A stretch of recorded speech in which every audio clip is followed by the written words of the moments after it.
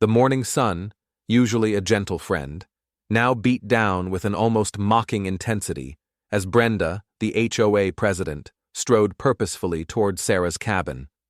Her usually perfectly coiffed hair, a fortress of spray and willpower, seemed to radiate an aura of smug satisfaction. Behind her trailed a bewildered-looking family, a husband, wife, and 2 young children, all clutching suitcases. Brenda stopped directly in front of the rustic wooden door, a wide, almost triumphant smile stretching across her face. "Welcome, welcome," she announced with a flourish, her voice loud enough to carry through the quiet morning air. "This charming little gem is perfect for your stay. We just finished renovating it, lovely, isn't it? The community guest house is always a popular choice." She reached for the doorknob, twisting it with a confident hand, clearly expecting it to open. But it didn't.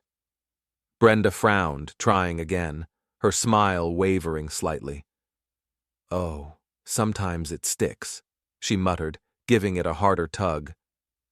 Just then, the door creaked open, not from Brenda's pull, but from the inside. Sarah stood there, a coffee mug in her hand, her brow furrowed in utter confusion. Her eyes, wide and surprised, flickered from Brenda's beaming face to the family laden with luggage, then back to Brenda's hand still gripping her doorknob. "Brenda?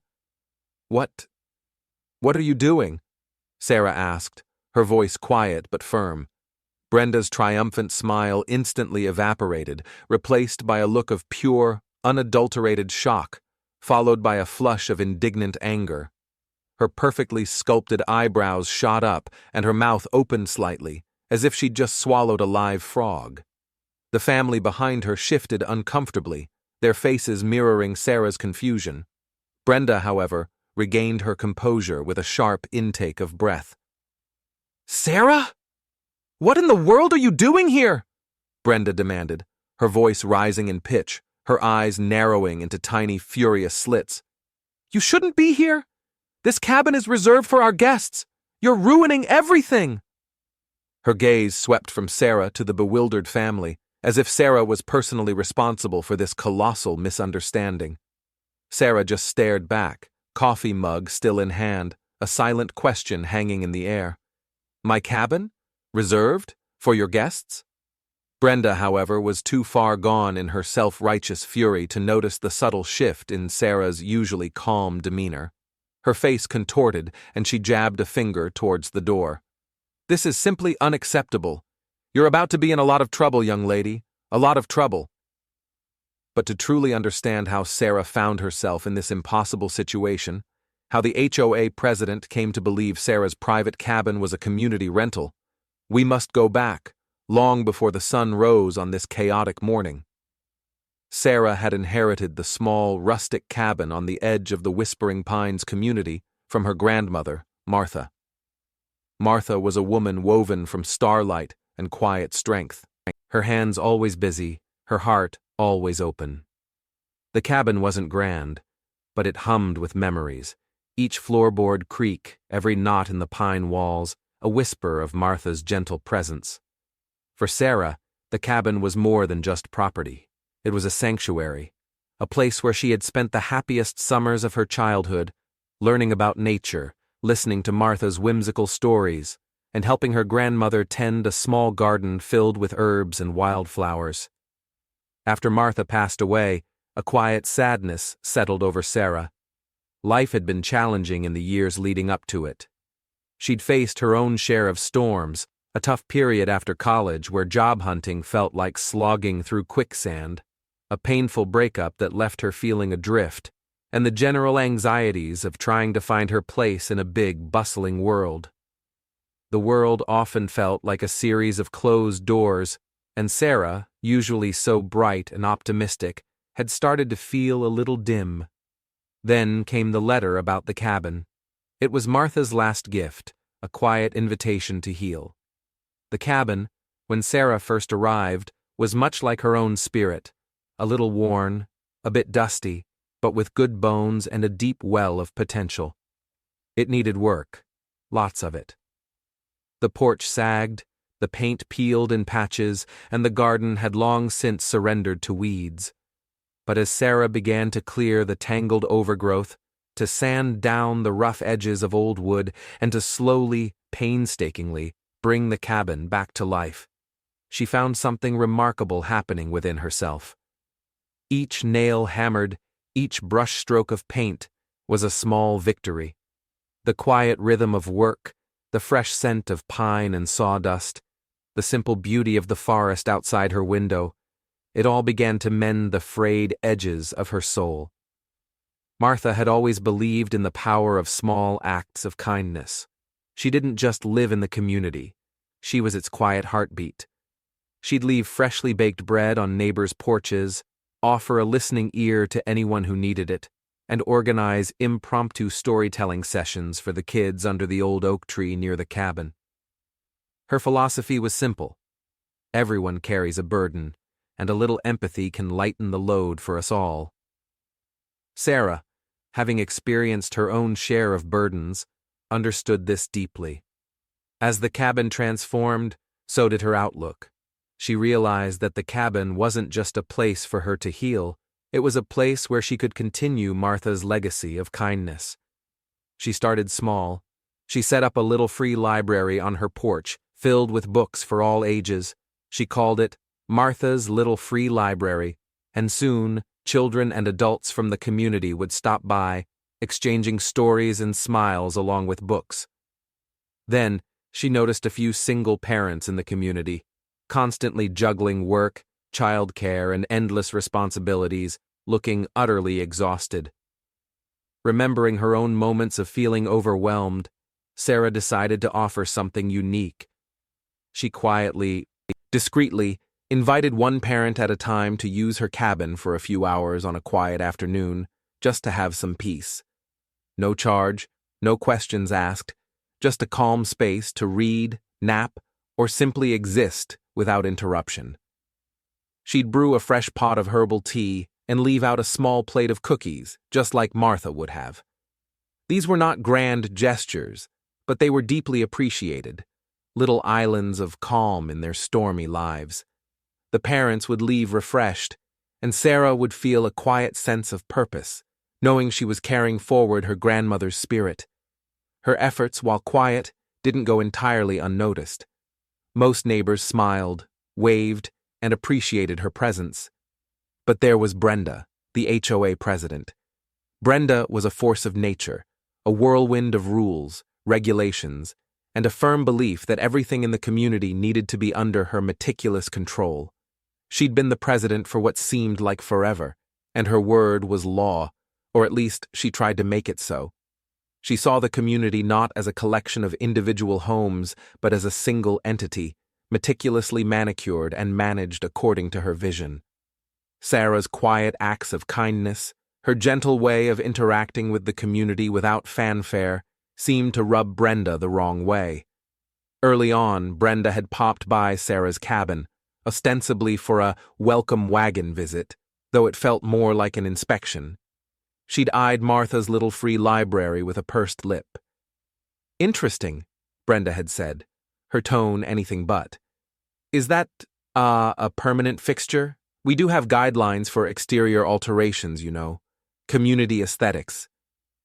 Sarah had explained it was just a library, a small way to share books, and Brenda had just sniffed, jotting something down on a small notepad before moving on to ask about the type of paint Sarah was using on the trim.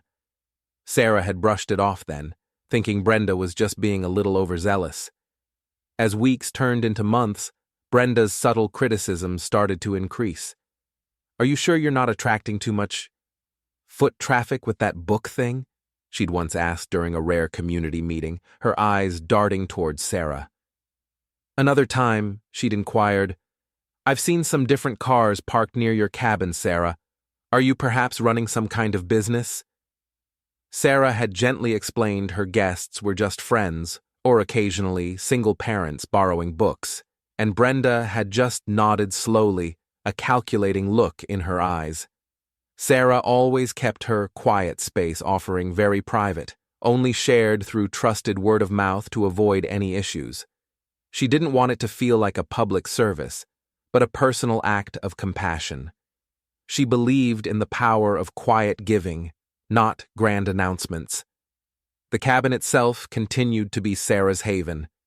She'd replaced the worn-out kitchen counters, installed a cozy fireplace, and decorated it with warm, inviting colors. The small reading nook, bathed in natural light, became her favorite spot, a place where she could lose herself in a book or simply watch the squirrels chase each other outside. The cabin wasn't just beautiful. It had a soul, a welcoming warmth that extended to everyone who stepped inside, a direct reflection of Martha and now, Sarah. One Tuesday, after a particularly peaceful morning spent tending her revived wildflower garden, Sarah found a formal-looking envelope tucked into her mailbox. It was from the HOA. Her heart gave a little thump. What now? She wondered. Inside, the letter was vague, filled with corporate-sounding jargon. It mentioned unauthorized community resource utilization, potential violations of residential peaceful enjoyment, and misuse of shared assets. It didn't explicitly name her cabin or her activities, but the thinly veiled threats about fines and corrective action sent a chill down her spine. Sarah tried calling Brenda's office, leaving messages, seeking clarification. But Brenda never called back. Each attempt was met with a busy signal or a curt response from an assistant that Brenda was unavailable. A few days later, while taking a walk, Sarah noticed a flyer stapled to the community bulletin board near the main gate. It was glossy, professionally designed, and announced with bold lettering, "Introducing the Whispering Pines Community Guest House." Below the title, a picture of a cozy cabin, newly renovated, with a charming porch and a welcoming glow. Sarah stopped, her breath catching in her throat. Her eyes scanned the details. Now available for residents out-of-town guests. Book your stay through the HOA office. The picture. It was unmistakably her cabin. Every detail, from the unique placement of the windows to the distinctive color of the front door, was exactly hers. Her stomach churned. This couldn't be right. Was it a mistake? A generic stock photo that just happened to look like her cabin? She tried to tell herself that, but then she remembered the vague letter, Brenda's unreturned calls, her veiled accusations. A cold dread began to settle in. She considered marching straight to Brenda's house, demanding an explanation, but something held her back. Sarah, despite her growing unease, was not one to pick a fight. She hoped it was a misunderstanding, a careless error by the HOA. She decided to keep a low profile, to wait and see, hoping it would all just blow over. She continued her quiet acts of kindness, but a new layer of worry gnawed at her. The next morning, the air was crisp, carrying the scent of pine. Sarah was inside her cabin, just about to put on a fresh pot of coffee and prepare for the quiet book club meeting she hosted for local children, a small gathering of curious minds eager to explore new stories. She was humming a soft tune, a sense of peace settling over her as she anticipated the children's laughter. Then, she heard it. Loud voices, approaching quickly, their tones distinct and unfamiliar. Her humming stopped. Footsteps, heavy and numerous, crunched on the gravel path leading to her door. A ripple of unease spread through her. She walked to the window, pulling back the curtain just a sliver. Her blood ran cold. There, marching directly towards her cabin door, was Brenda, her face alight with an almost predatory glee, and flanking her, looking weary but expectant, was the family with the suitcases, clearly ready to move in.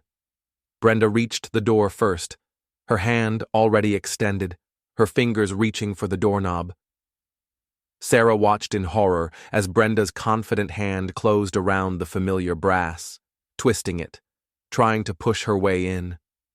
The door rattled softly. Sarah knew, with a sickening lurch, that this wasn't a mistake on a flyer.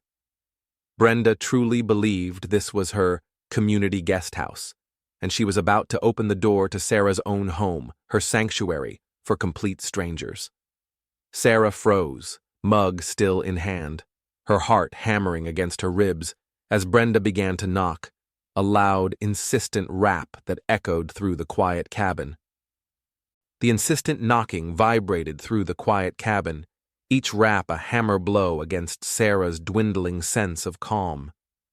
Brenda's voice, now laced with impatient annoyance, carried clearly through the door. "Sarah, I know you're in there. Open this door right now." The family behind Brenda shifted, whispering amongst themselves, their expressions a mixture of confusion and growing awkwardness. Sarah's mind raced. What could she do? This was her home, her sanctuary, a place filled with Martha's loving spirit. Yet, Brenda, the powerful HOA president, was acting as if Sarah was the intruder, the one in the wrong. Taking a deep breath, Sarah slowly unlatched the door, opening it just enough to step out onto the small porch. Her coffee mug was still clutched tightly in her hand, now a silent, forgotten prop. "Brenda, what is going on?" Sarah asked again, her voice surprisingly steady despite the tremor in her hands. She looked directly at Brenda, then briefly at the bewildered family. "This is my home. You can't just try to walk in." Brenda's face contorted with a furious disbelief. "Your home? Sarah, don't be ridiculous. This is the community guest house. It was officially designated last month after the board vote. We sent out notices. You clearly got yours given your little library stunt and all your other activities." Her voice dripped with disdain, as if Sarah's kindness was a personal insult. She turned to the family, forcing a tight, apologetic smile. "I am so terribly sorry for this inconvenience, Mr. and Mrs. Davison. There seems to be some miscommunication with our previous caretaker. She obviously didn't get the memo about needing to vacate." The Davisons looked from Brenda's indignant face to Sarah's bewildered one, then back to the cabin. Mr. Davison, a tall man with kind eyes, stepped forward slightly. "Excuse me, ma'am, but we were told this was a community rental. We booked it months ago for our vacation. We just want to get settled." He gestured vaguely at their luggage. Sarah felt a wave of dizziness. A previous caretaker? Vacate? This was escalating beyond a simple misunderstanding. Brenda hadn't just made a mistake about a photo on a flyer. She had genuinely, truly, and completely believed Sarah's cabin was now community property, and she was blaming Sarah for being in her own home. "Brenda," Sarah began, trying to keep her voice even, "I never received any notice about my cabin becoming a community guest house. This cabin was left to me by my grandmother. It's my private property." Brenda let out a short, incredulous laugh. "Oh, please, Sarah. That old shack? Martha left it to the community, dear. It was part of her will, a kind gesture for the neighborhood. We just finally got around to formalizing it and putting it to good use. Don't tell me you're trying to claim it now after all these years. That's utterly preposterous." Her voice grew louder, drawing the attention of a few neighbors who were starting to emerge from their homes, drawn by the commotion. "The community has been so generous, allowing you to stay here even after Martha's passing. Now you're trying to take advantage?" Sarah felt a surge of indignation. How could Brenda twist Martha's legacy, her quiet generosity, into this audacious claim? Martha's will was crystal clear. The cabin, along with a small sum of money, was explicitly left to Sarah. There was no mention of the community, no guest house, no relinquishing of property. Brenda was either terribly misinformed or deliberately lying. "Brenda, my grandmother's will states very clearly that this cabin was bequeathed to me. It's in my name. I have the deeds, the legal documents," Sarah asserted, her voice gaining strength, though her heart pounded. She glanced at the Davisons, who now looked thoroughly uncomfortable. The little girl, no older than 7, clung to her father's leg, her eyes wide with apprehension. "Nonsense," Brenda scoffed, dismissing Sarah's words with a wave of her hand. "The HOA has its own legal counsel, thank you very much. They assured us everything was perfectly in order. You've just been squatting here, Sarah, taking advantage of a loophole. It's time for you to leave." She turned back to the Davisons, offering another strained smile. Please don't mind her. She's just being difficult. I'll call security to escort her off the property, and then you can settle in. The word security hung in the air, a threat, a violation. Sarah felt a chill colder than the morning air. This wasn't just about a cabin anymore. This was about Brenda's power, her absolute conviction in her own twisted version of reality, and her willingness to use that power to force Sarah out of her home. The peaceful sanctuary Martha had created and Sarah had nurtured was under direct attack. The Davisons exchanged worried glances. Mr. Davison cleared his throat. Ma'am, we don't want any trouble. If this isn't the community guest house, we can go find a hotel. No, it is the guest house, Brenda insisted, her voice tight with panic. She clearly didn't want to lose face, especially not in front of new guests, and certainly not in front of growing audience of curious neighbors. She's just a very stubborn previous resident. Give me 5 minutes and this will all be sorted out. She reached into her handbag, pulling out her phone, her eyes fixed on Sarah, a triumphant glint returning. I'm calling our community security now. They'll handle this. You have exactly 5 minutes, Sarah, to pack your things and leave this property, or you will be forcibly removed. Sarah stood her ground, rooted to the spot, her mind reeling. Her peaceful life, her quiet acts of kindness, her very home, were being violently uprooted by Brenda's audacious claim. The sun beat down, the neighbors whispered, and the Davisons looked on, caught in the middle of a conflict they couldn't comprehend. As Brenda started dialing, a cold, hard resolve settled over Sarah. She would not let Brenda, or anyone else, twist Martha's legacy or steal her home. She would fight. But how? And against whom? The phone was already ringing in Brenda's hand, and with every passing second, Sarah felt the walls of her sanctuary closing in. After the immediate shock wore off, Sarah found herself in a strange, suspended state. Brenda had called security, a burly, no-nonsense man named Gary who was usually seen patrolling the community in a golf cart. Gary arrived, listened to Brenda's indignant explanation, then to Sarah's calmer, albeit fragmented one. He looked thoroughly uncomfortable, caught between the community's powerful president and a seemingly distressed homeowner. In the end, Gary, clearly not wanting to get involved in a legal dispute, had suggested, rather awkwardly, that Brenda and Sarah take this up with the HOA board and legal department.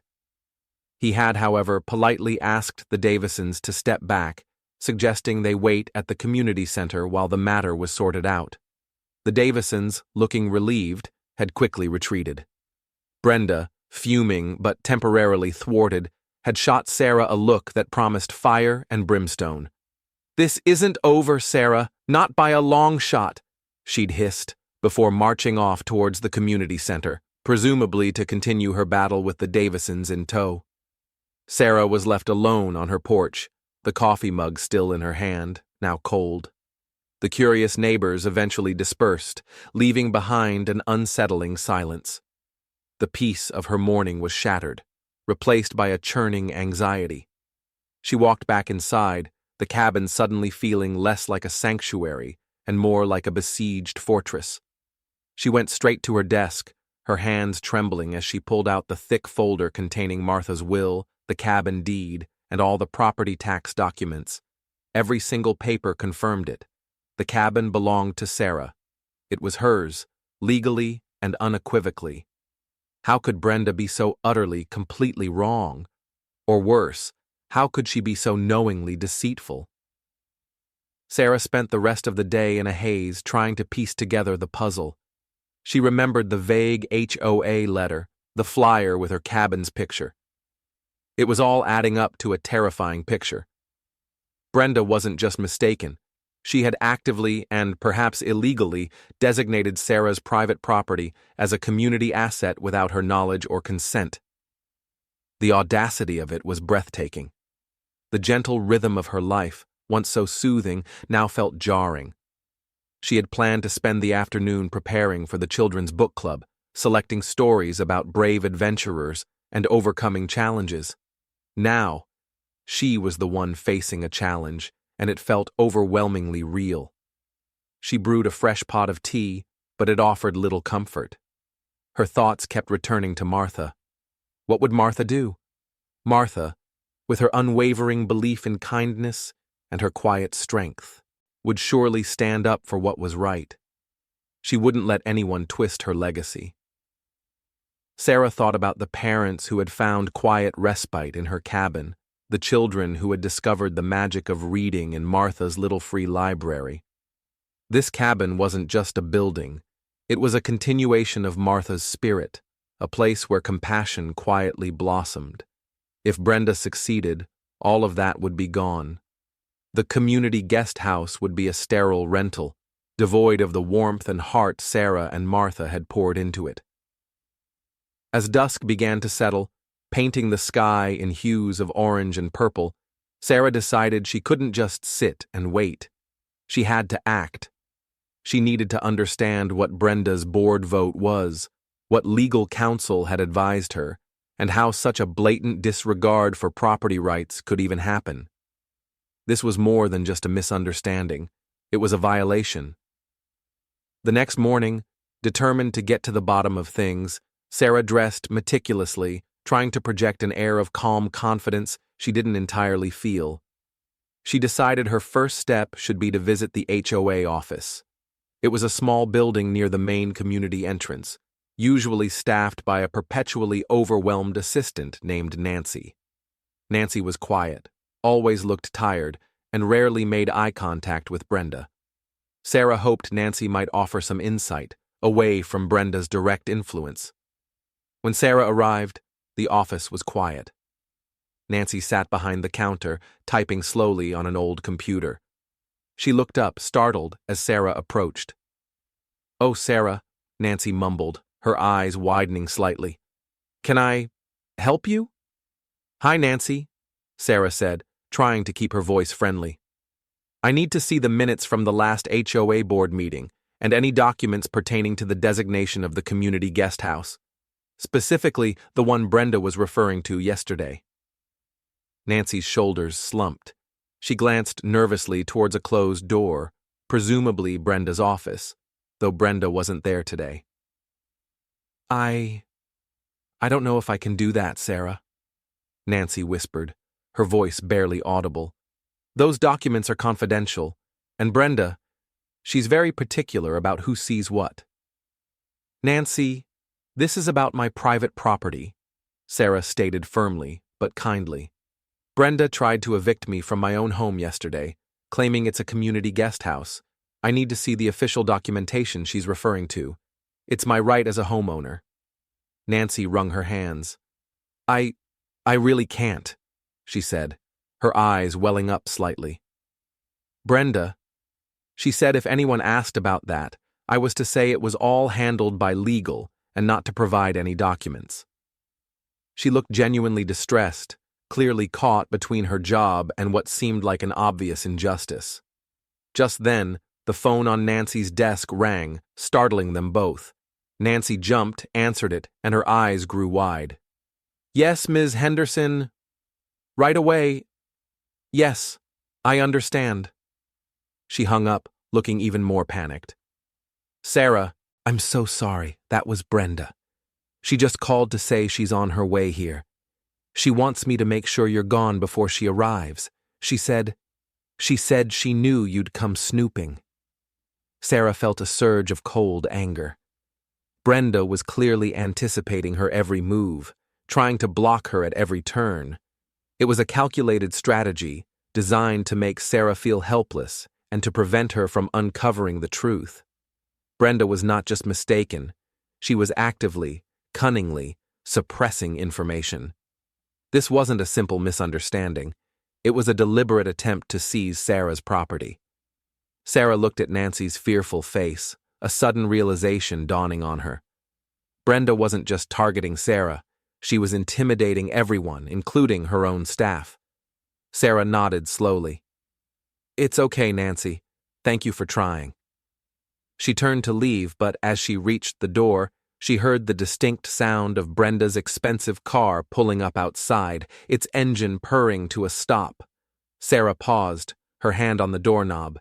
She could slip out and avoid Brenda, or she could face her head-on, here and now, in the very heart of Brenda's domain. A fierce resolve hardened Sarah's gaze. This wasn't just about her anymore. This was about justice. The car door slammed outside, and Brenda's footsteps, firm and purposeful, started approaching the entrance. Sarah knew she had seconds to decide. She tightened her grip on the doorknob, preparing herself for the inevitable confrontation, wondering if Brenda would truly deny the documented truth face to face. The door swung open just as Brenda's hand reached for the handle. Sarah stood framed in the doorway, her posture straight, her expression calm, though a storm raged inside her. Brenda froze, her triumphant expression dissolving into a familiar scowl. "Sarah, I told Nancy to have you out of here," she snapped, her voice sharp enough to cut glass. She strode past Sarah, marching directly to Nancy's desk. "Nancy, why is she still here? Didn't I just call you?"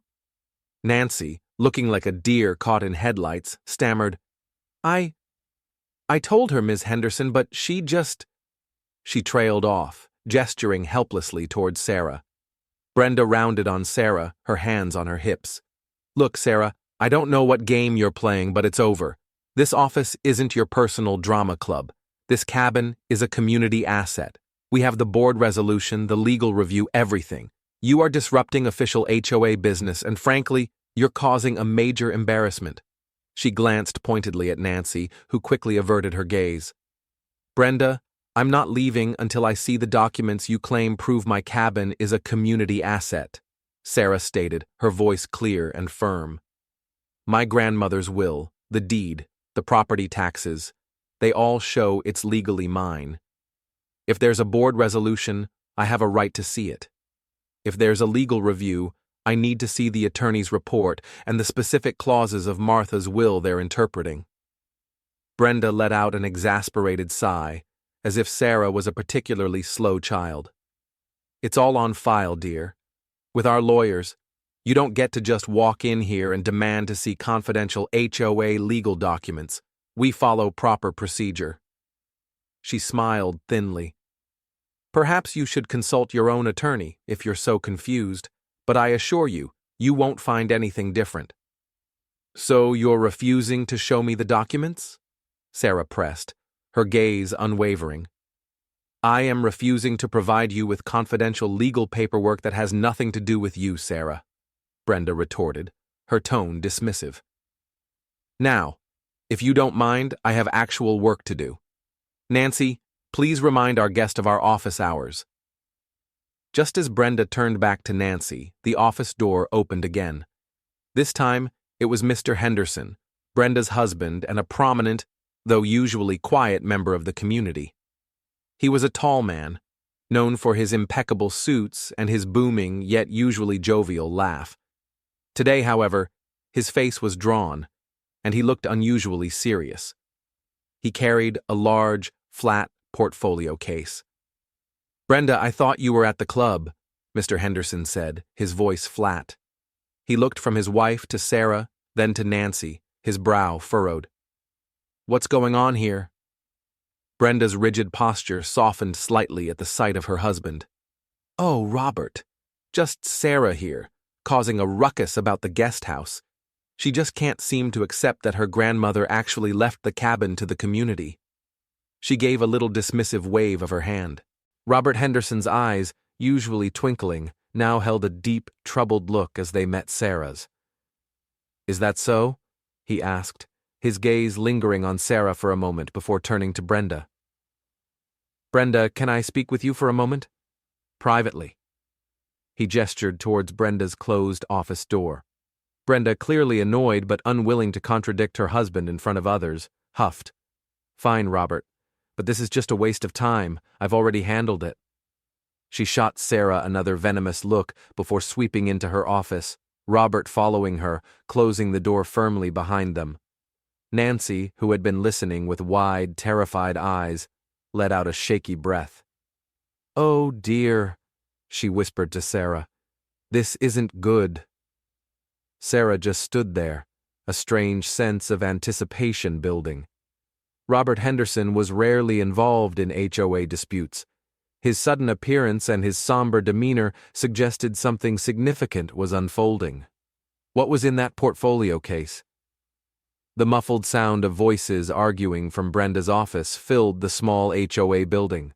Sarah couldn't make out the words, but the tone was clear, heated, tense, and entirely uncharacteristic of the usually composed Henderson couple. Nancy, meanwhile, had busied herself with rearranging pens on her desk, carefully avoiding Sarah's gaze. Sarah felt a peculiar mix of dread and faint hope. Could Robert Henderson be the key? Was there someone within the HOA who wasn't entirely under Brenda's sway? Sarah's mind drifted back to Martha. Martha had always believed in the quiet strength of truth. "Lies, Sarah," she'd once said, her eyes twinkling, "are like tangled string. The more you pull, the more they unravel. Just be patient, and the truth will always shine through." Sarah had taken comfort in those words over the years, but now, facing Brenda's sheer stubbornness and apparent lack of conscience, she wondered if Martha's wisdom was enough. Brenda seemed to thrive on tangled strings. As the argument in the office continued, Sarah realized something else. Her own kindness, her quiet nature, had perhaps made her an easy target. She didn't like conflict. She avoided confrontation, and she always sought to understand before judging. Brenda had likely seen this as weakness, an opportunity to push her around. But now, Sarah knew she couldn't be quiet anymore. This wasn't about being nice. It was about protecting her home, her grandmother's legacy, and the values she believed in. Suddenly, a loud thud came from Brenda's office, followed by Brenda's sharp, indignant cry.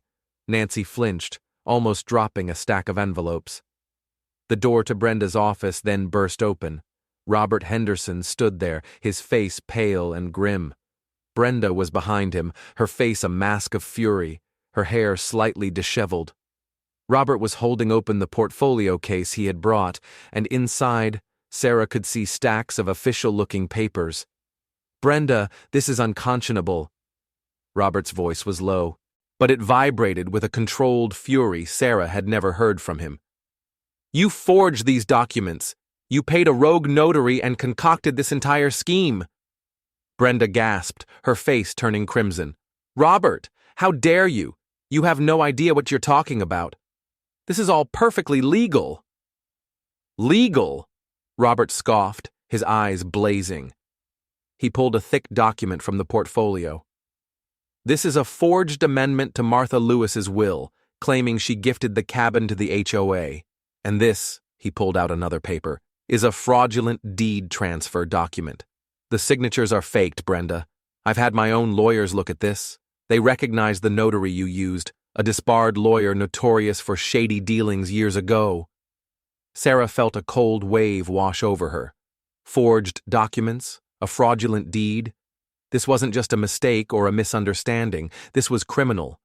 Brenda hadn't just been misinformed, she had deliberately, meticulously planned to steal Sarah's home through illegal means. The weight of her grandmother's wisdom, "Lies are like tangled string," hit her with full force. Martha was right. The strings were unraveling right before her eyes, revealing a shocking, ugly truth. Brenda, for once, seemed to lose her composure. Her face, usually so composed and smug, contorted in a mixture of panic and rage. You betray me, Robert?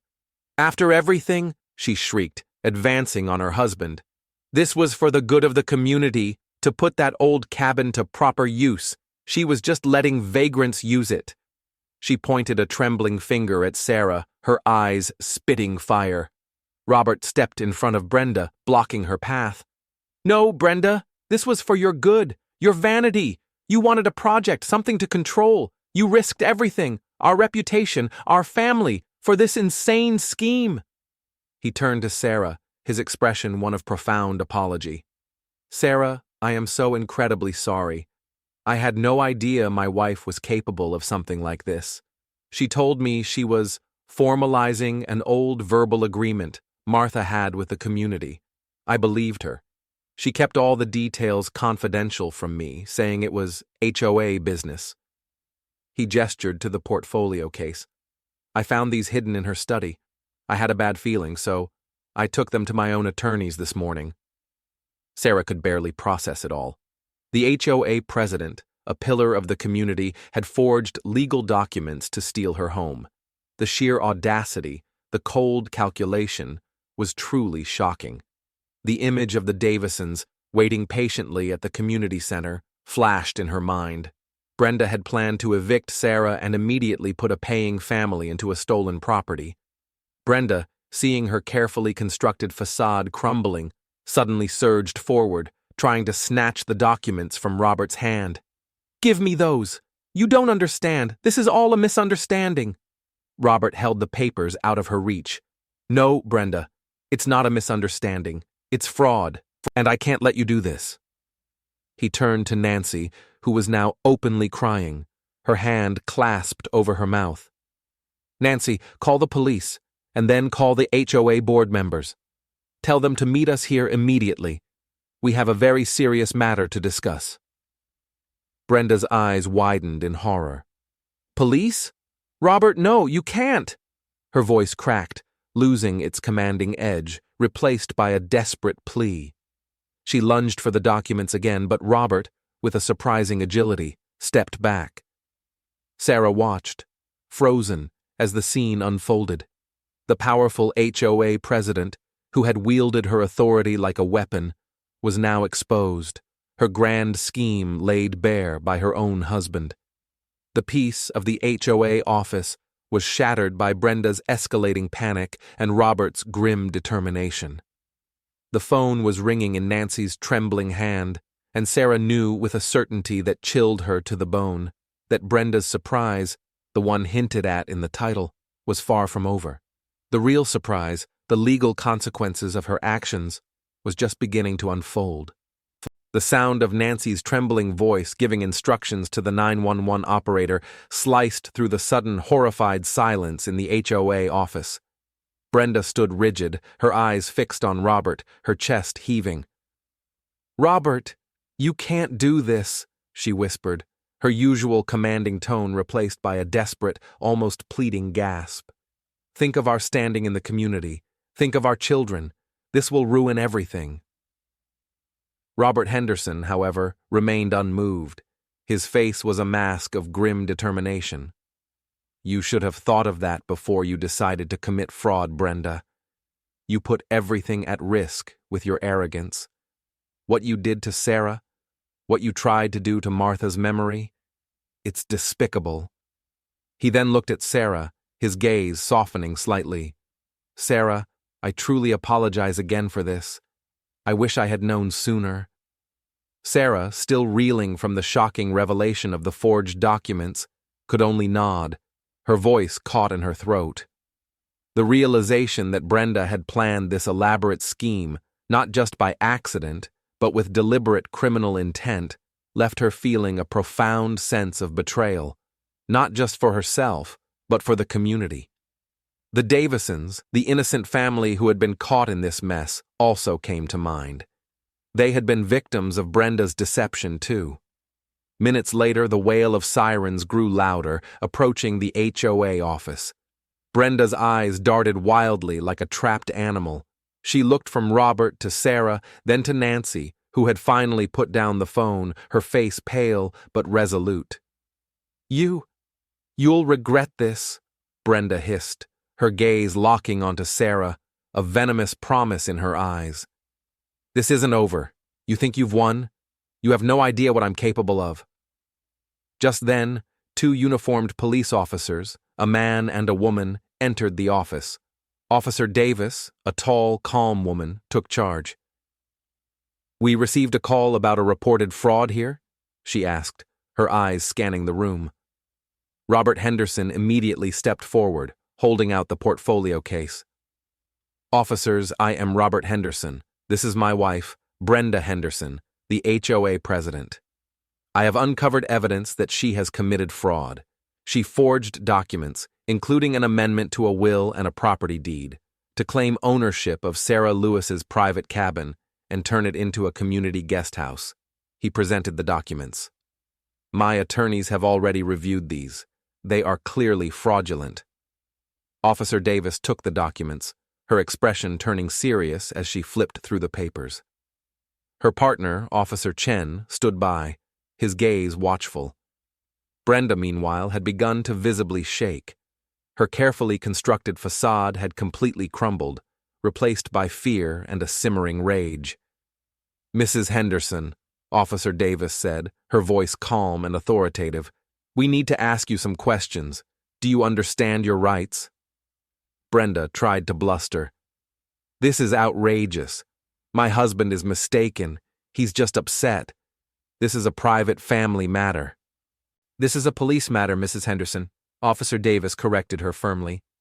"Fraud is a serious crime." She then turned to Sarah. "Ms. Lewis, you are the alleged victim?" Sarah stepped forward, finding her voice. "Yes, officer. My grandmother, Martha Lewis, bequeathed the cabin to me in her will. I have the original will and the deed. Brenda tried to evict me from my home yesterday morning, claiming it was a community guest house, and tried to move a family into it." Officer Davis nodded, her eyes making a quick assessment of Brenda's agitated state and Sarah's clear, concise explanation. It was evident who was telling the truth. The officers proceeded to take Brenda into a separate interview room within the HOA office, Nancy providing details of Brenda's frequent confidential calls and the intense pressure she had been under. Robert Henderson stayed with Sarah, visibly shaken but resolute. The next few hours were a whirlwind of statements, questions, and phone calls. The HOA board members, alerted by Nancy, began to arrive, their faces ranging from shock to disbelief to quiet horror as Robert explained Brenda's actions and showed them the forged documents. Most of them seemed genuinely unaware of Brenda's criminal activities, having trusted her word implicitly as their president. One board member, a kind older woman named Mrs. Peterson, came over to Sarah and gently took her hand. "Sarah, I am so terribly sorry," she said, her eyes filled with tears. "Martha was such a wonderful woman. We had no idea Brenda was doing something so wicked." Sarah appreciated the sentiment, but she couldn't shake the lingering sense of unease. Brenda's threat, "This isn't over," echoed in her mind. Even though Brenda was now in police custody, Sarah knew that the ripple effects of her actions would spread far and wide, touching many lives and leaving a trail of distrust and confusion in the community. The quiet kindness Martha had instilled in her heart felt challenged by the sheer darkness of Brenda's scheme. The police eventually escorted Brenda from the office, placing her in handcuffs. She glared at Sarah one last time, her eyes burning with an intense, unyielding hatred. "You haven't won, Sarah," she mouthed silently, her face contorted in a silent snarl. It was a terrifying look, a clear indication that even in defeat, Brenda harbored no remorse, only a fierce desire for revenge. With Brenda gone, a tense calm settled over the HOA office. The board members immediately began discussing damage control, legal implications, and how to address the community. Robert Henderson, looking utterly drained, reiterated his apology to Sarah and promised to cooperate fully with any investigation to clear her name and rectify Brenda's wrongdoings. He informed the board that he would be filing for divorce and intended to make amends to the community in any way he could. Sarah finally returned to her cabin late that afternoon, the sunlight slanting through the trees feeling different now, less peaceful, more exposed. The cabin still felt like home, but it was a home that had just been invaded, not by physical intruders, but by a chilling web of deceit. She knew the legal process would be long and complicated. Brenda's actions had shattered the quiet trust of the community and left a bitter taste. She decided to take a walk to clear her head, heading towards the community lake, a place Martha used to take her to skip stones. As she walked, She passed Martha's little free library. The sight of it brought a pang of sadness. Brenda had called it a stunt, had dismissed Sarah's quiet acts of kindness as a way to attract vagrants. It made Sarah wonder if her efforts to spread empathy had been foolish, naive in the face of such calculated malice. Maybe the world was too harsh for simple kindness. Lost in thought, Sarah didn't notice the approach of a large black SUV until it pulled up quietly beside her. The window rolled down, revealing the stern face of a woman Sarah vaguely recognized as Brenda's older sister, Evelyn. Evelyn was known for being as sharp-tongued and outwardly proper as Brenda, if not more so, and she held a prominent position in the local women's club. Evelyn's eyes, cold and piercing, fixed on Sarah. "So, you're the little schemer who ruined my sister's life," Evelyn said, her voice low and dangerous, completely devoid of any warmth. Her words hung in the air, chilling Sarah to the bone. "You think you're so clever, don't you? Getting Robert to turn on his own wife." She gave a humorless laugh. "Brenda may be temporarily out of commission, but she has family, Sarah. Family who looks out for her. You won't be enjoying that cabin for long. Consider this a friendly warning." Evelyn's eyes narrowed further, a silent, chilling promise passing between them. Then, with a curt nod, she rolled up the window, and the SUV sped away, leaving Sarah standing alone on the quiet road, a new wave of fear washing over her. Brenda's threat, it seemed, was already being put into motion. Evelyn's words hung in the air, a venomous echo that made Sarah's blood run cold. The black SUV disappeared around a bend, leaving behind only the unsettling quiet of the afternoon. Sarah stood rooted to the spot, a shiver running down her spine, despite the warmth of the sun. Brenda's threat, "You haven't won, Sarah," now felt less like a desperate gasp from a cornered individual, and more like a chilling prophecy. It was clear Brenda had powerful connections, and Evelyn was just the first sign of a larger, darker force at play. This wasn't just a legal battle over a cabin anymore, it was a personal vendetta. The peace Sarah had cultivated in her life, the quiet solitude of her cabin, seemed to shatter into a million pieces. She had believed in the triumph of truth, just as Martha had taught her, but Evelyn's icy threat suggested that some people fought with different, more dangerous weapons. What could Brenda's family do? What kind of trouble could they stir up? Sarah walked back to the cabin, her steps heavy. The cheerful porch light she'd installed now seemed to cast long, eerie shadows. Inside, the familiar warmth of her home felt suddenly vulnerable, exposed. She tried to busy herself, watering her indoor plants, tidying her bookshelves, but her mind kept replaying Evelyn's menacing words. She thought of the Davisons, who had been spared Brenda's scheme, and the quiet satisfaction of seeing Brenda exposed. But that satisfaction was now tainted by a new fear. Later that evening, after a restless dinner she barely touched, Sarah received a phone call. It was Robert Henderson. His voice was tired but firm. "Sarah, I'm calling to let you know the HOA board had an emergency meeting.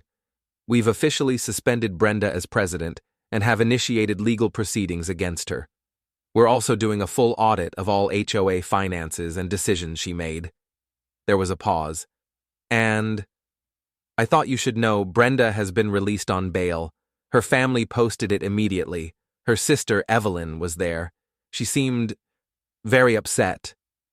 Sarah's grip tightened on the phone. "I know, Robert.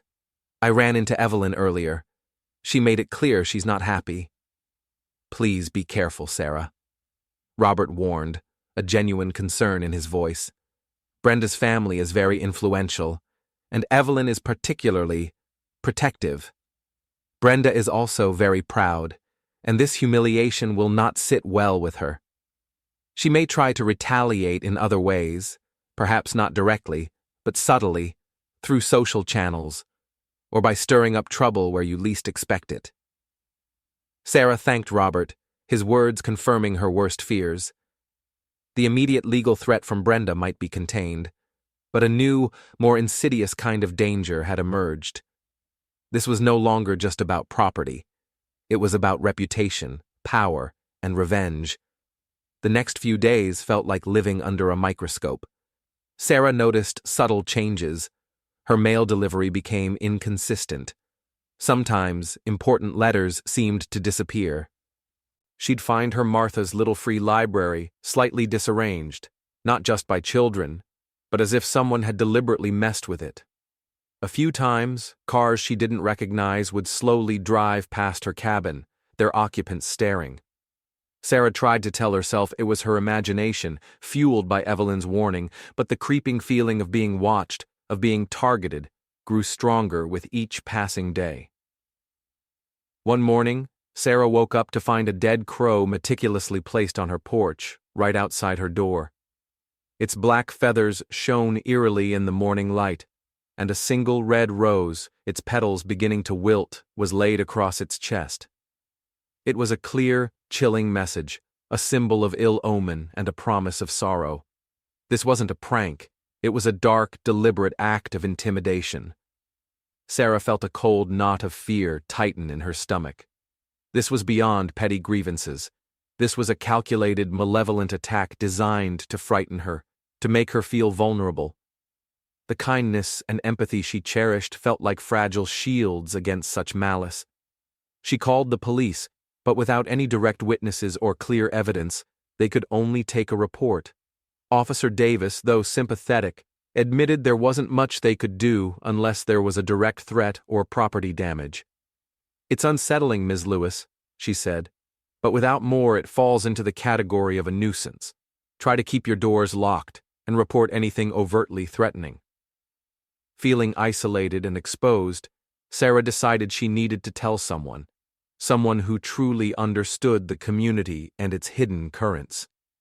She thought of Mrs. Henderson, Robert's mother, Martha's oldest friend, and a woman of immense wisdom and quiet influence in Whispering Pines. Mrs. Henderson lived in a stately, older home, filled with antiques and the scent of lavender and old books. She had always been a close confidant of Martha's, and Sarah knew she could trust her. She drove to Mrs. Henderson's house, her heart pounding with trepidation. Mrs. Henderson greeted her warmly, her eyes twinkling with kindness, though Sarah noticed a flicker of concern when she saw Sarah's pale face. They sat in the sunlit parlor, and Sarah, with a deep breath, recounted everything. Brenda's scheme, the forged documents, Robert's discovery, Brenda's arrest, and finally, Evelyn's chilling warning and the dead crow on her porch. Mrs. Henderson listened patiently, her expression growing increasingly grim. When Sarah finished, the older woman remained silent for a long moment, her gaze fixed on the antique grandfather clock in the corner. Brenda's family, particularly her mother and Evelyn, have always had a very strong sense of family loyalty, no matter how misguided, Mrs. Henderson finally said, her voice soft but firm. They see any challenge to one of their own as an attack on the entire clan. And Brenda, well, she craves control and validation above all else. This humiliation will fuel her rage like nothing else. She sighed deeply. This isn't going to be easy, dear. They won't confront you directly, not with Robert involved and the legal battle ongoing. They'll try to undermine you, to make your life here unbearable. They'll whisper, they'll spread rumors, they'll try to isolate you. They'll try to make you feel like an outsider, a troublemaker, someone who doesn't belong. Sarah's heart sank. This was exactly what she had feared. A silent, insidious war fought with whispers and subtle sabotage. But Sarah, Mrs. Henderson continued, her eyes meeting Sarah's, filled with a sudden, fierce determination. You are Martha's granddaughter. You have her strength, her kindness. And you are not alone. There are people in this community who remember Martha, who appreciate what you do. We just need to find a way to show them the truth, to counter the whispers with clear, undeniable facts. She paused, then added, You know, dear, Martha always said that true strength lies not in how loudly you speak, but in how firmly you stand for what is right. As Sarah left Mrs. Henderson's house, she felt a glimmer of hope pierce through her fear. Mrs. Henderson's calm strength, her unwavering belief in Martha's legacy, gave Sarah courage. She realized that she couldn't fight Brenda's family with malice or intimidation. She had to fight them with the very things they lacked: truth, integrity, and the enduring power of kindness. She knew she had to find a way to bring Martha's truth to light, not just for herself, but for the community that Brenda had so easily misled and manipulated. She needed a plan, something bolder than just defending herself. But what could she do against such an influential and vindictive family? The very next day, a series of anonymous online posts began appearing on the Whispering Pines community forum. They were subtle at first, questioning Sarah's suitability as a homeowner, hinting at unexplained visitors to her cabin, and vaguely suggesting that some people don't understand how to be proper community members. The posts, though anonymous, had the distinct polished tone of Brenda's circle, designed to sow seeds of doubt. The initial wave of support Sarah had received began to waver among some residents, replaced by confusion and suspicion. Sarah felt a chilling realization. Brenda's family wasn't just threatening, they were already launching a calculated campaign to turn the community against her, eroding her good name and isolating her completely. The anonymous online posts began to multiply, subtle at first, then growing bolder. They started with veiled questions about Sarah's unconventional lifestyle and her constant stream of visitors, gradually escalating to outright accusations of her cabin being a nuisance and a magnet for undesirables. The carefully crafted words were designed to erode trust and plant seeds of doubt in the minds of Whispering Pines residents. Sarah scrolled through the community forum, her heart sinking with each new comment. Some residents, easily swayed by the official-sounding yet unsigned complaints, began to express concern. "Is there really something going on at that cabin?" one asked. "I thought it was a private residence," another mused, echoing Brenda's earlier lies. Sarah felt a wave of despair. This was exactly what Mrs. Henderson had warned her about: a silent, insidious campaign to isolate her, to turn the community against her without any direct confrontation. It was far more chilling than a simple legal battle. How could she fight against whispers and anonymous accusations? She thought of the little children who came to her for the book club, their faces alight with curiosity. She thought of the exhausted single parents who found a few hours of peace in her quiet cabin. These people knew the truth, but they were a small, quiet group, easily overshadowed by the noise Brenda's family was creating. One afternoon, a few days after the online attacks began, Sarah was outside tending her garden. She loved the feel of the rich earth in her hands, the scent of blooming wildflowers. It was a small act of defiance against the chaos, a way to reclaim a piece of her peace. As she knelt, she noticed a shadow fall over her. Looking up, she saw a woman standing at the edge of her property, her arms crossed, a disapproving frown on her face. It was Mrs. Albright, a notoriously gossipy resident known for her sharp tongue and her unwavering loyalty to Brenda. "Well, well, Sarah," Mrs. Albright said, her voice dripping with false sweetness. "Still here, I see. Thought you'd have packed up by now after all the trouble you've caused." She glanced pointedly at Martha's little free library. "And still attracting all sorts, I see. Not very neighborly, is it? We like our community quiet, orderly, not a hub of activity." Sarah stood up, wiping her hands on her gardening gloves. "Mrs. Albright, I'm not causing any trouble. I live here. This is my home." "Oh, is it?" Mrs. Albright scoffed, raising an eyebrow. "Funny, because I heard quite differently. Heard it was meant for the community. Heard you were just squatting.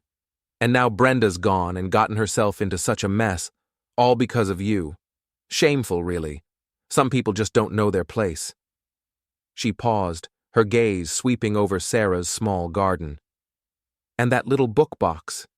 It's becoming quite an eyesore, don't you think? Attracting all sorts. We'll be needing a petition to get that removed soon." I imagine. Sarah felt a surge of anger, but she remembered Martha's wisdom. Kindness is strength. Mrs. Albright, Sarah said, trying to keep her voice even. My grandmother Martha started the idea of sharing books. It's a way to spread a little joy. And the cabin is legally mine. Robert Henderson himself confirmed that Brenda forged documents to try and take it. Mrs. Albright's face hardened. Robert is a good man, but he's clearly misguided. Families have their disagreements. But Brenda, bless her heart, always had the community's best interests at heart. Unlike some people who just cause trouble and spread rumors. She turned her back, a clear dismissal, and walked away, muttering loud enough for Sarah to hear. Some people just don't belong here. The encounter left Sarah shaken.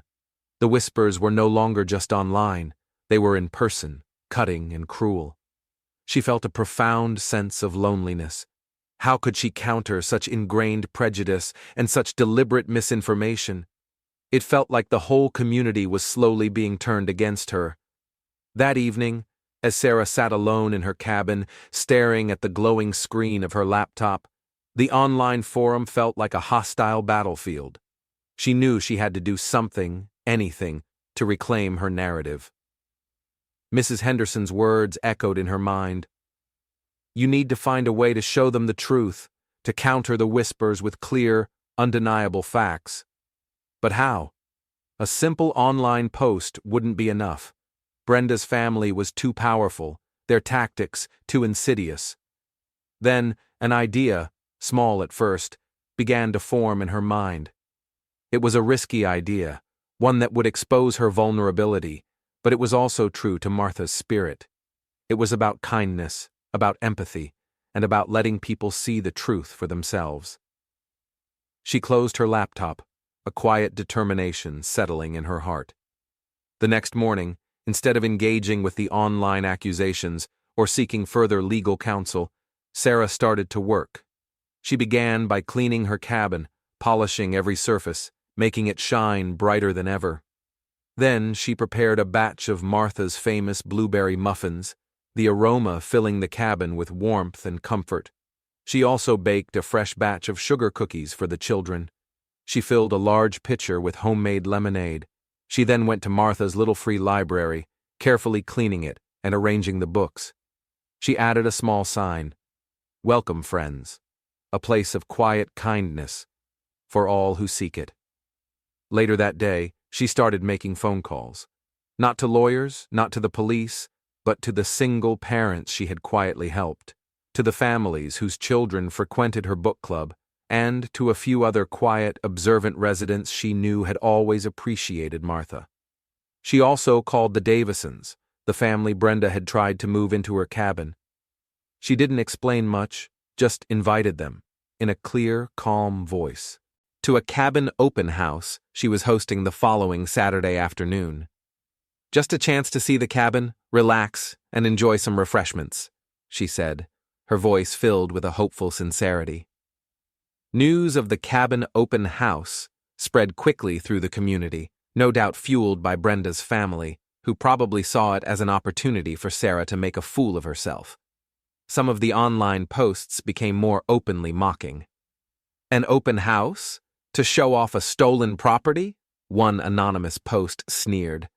But Sarah ignored them.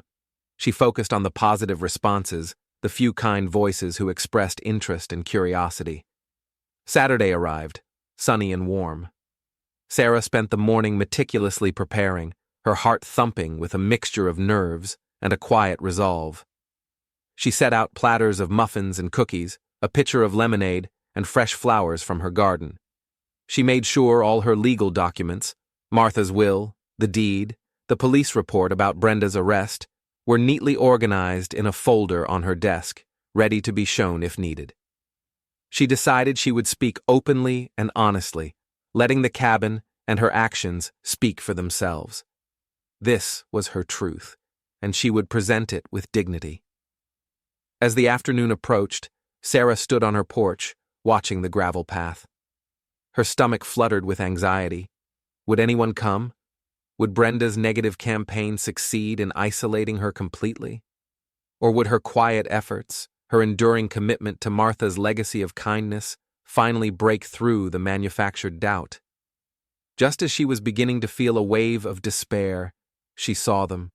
Not a large crowd, not a mob, but a steady stream of people slowly making their way up the path. First came the Davisons, looking a little uncertain, but carrying a small bouquet of wildflowers. Then a few of the single parents she had helped, their children clutching small worn books from Martha's library. Soon after, some of the book club children arrived, their eyes wide with excitement. And then, to Sarah's immense relief, she saw Mrs. Henderson walking slowly but purposefully, a warm smile on her face, accompanied by a few other kind, older neighbors. They came, not with judgment, but with curiosity and a quiet desire to understand. Sarah greeted each person warmly, inviting them in, offering them refreshments.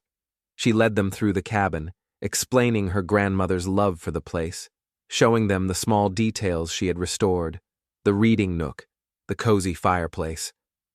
She spoke softly, yet clearly, about Martha's legacy of quiet kindness, about the book library, and about her desire to continue making the cabin a place of peace and welcome.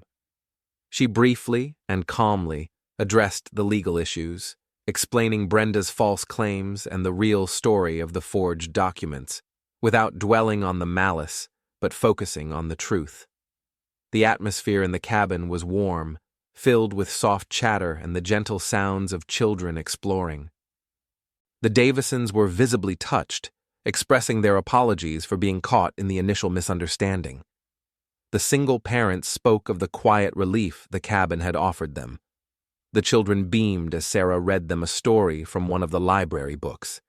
It was a picture of genuine community, of kindness shared, a stark contrast to the venomous whispers online. As the afternoon drew to a close, a final car pulled up the gravel path. It was a sleek, dark vehicle, familiar and unsettling. Sarah's heart gave a sudden leap. Brenda's sister, Evelyn, stepped out, impeccably dressed, her face a mask of cold displeasure. She walked towards the cabin, her eyes scanning the small gathering on the porch, a flicker of surprise, perhaps even confusion, crossing her face as she saw the genuine smiles and comfortable atmosphere.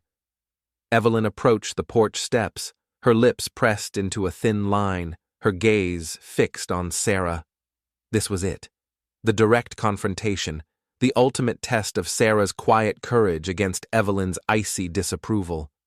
What would Evelyn say? And how would Sarah respond, not with anger, but with the unwavering truth of her own kindness?